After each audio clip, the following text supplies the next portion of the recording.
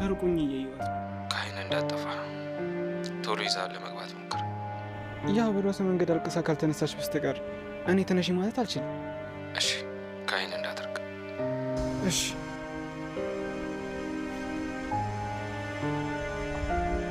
እባክሽን ትንሽ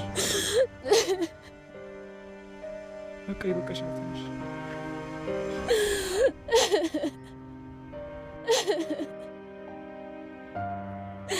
ቆይ ለምንድን ነው የገደሉ?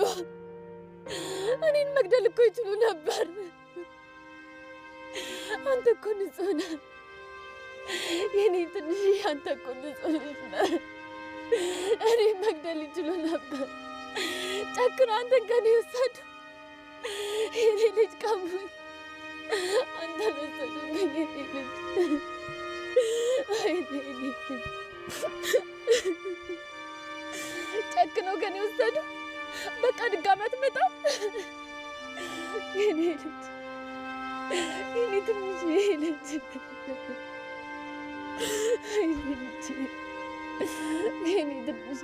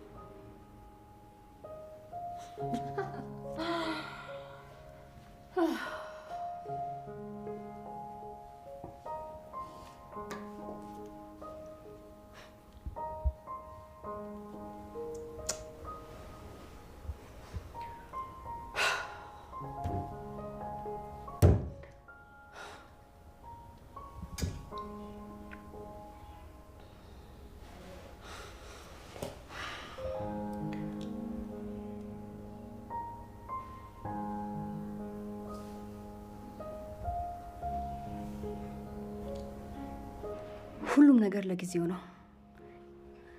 ደስታም ሐዘንም በሰው ልጆች ህይወት ላይ ይፈራረቃል። ሰው ያሰበውን ነገር ኖሮ አያውቅም። ሁሌም ባላሰበው ነገር እንደተጠመደ ነው። አብዛኛው ሰው ምን ይላል? ካሰብኩት ያሰበልኝ በልጦ ተገኘ። እኔ ግን እንደዛ አላስብም። ለምን እንደሆነ ባይገባኝም ታስቦ ከተሰጠኝ ብዙ ነገር አስቤ የተሳካልኝ ትንሽ ነገር ደስተኛ የሚያደርገኝ ይመስለኛል። ምክንያቱም ያሰብኩት ነገር ተሳክቶ አያውቅም። በቃ አንድ የተረዳሁት ነገር አሁን የምንኖረው ህይወት እውነት እንዳልሆነና ራስን አሳምኖ መኖር እንዳለብን ነው። ለምሳሌ ሰውን መውደድ በፍጹም የለብንም። ለምን ቢባል የወደድነው ሰው እስከ ዘላለም አብሮን ስለማይቆይ መቼ ትቶን እንደሚሄድ ሳናውቅ ነው የሚሄደው። እናቴ፣ አባቴ፣ ፍቅሬ።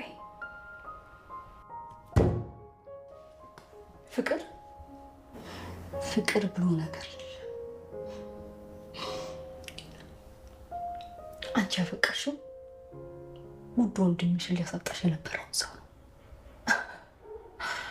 ስለዚህ ዝም ብለሽ አትጃጃይ።